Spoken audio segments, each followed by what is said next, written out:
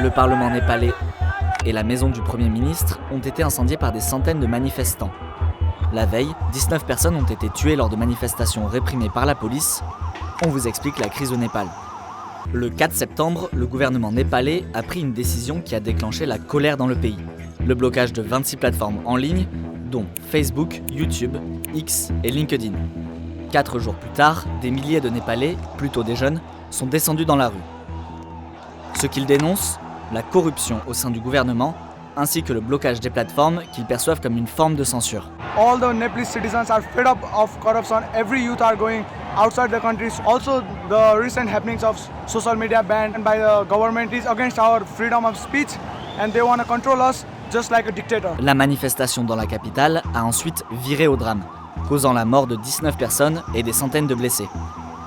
Les forces de l'ordre sont intervenues violemment lorsqu'une foule de plusieurs milliers de personnes s'est rapprochée du Parlement. La police affirme avoir utilisé des gaz lacrymogènes et des canons à eau. Selon des journalistes de l'AFP et des témoins, les forces de l'ordre ont également utilisé des matraques, des balles en caoutchouc et ont tiré à balles réelles.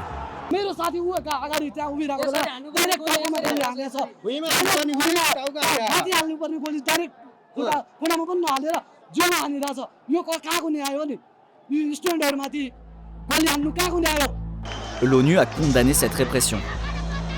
We are shocked by the killings and injury of protesters in Nepal today and urge a prompt and transparent investigation. Après ces manifestations meurtrières, le Premier ministre népalais a ordonné le rétablissement des réseaux sociaux, avant de démissionner ce 9 septembre.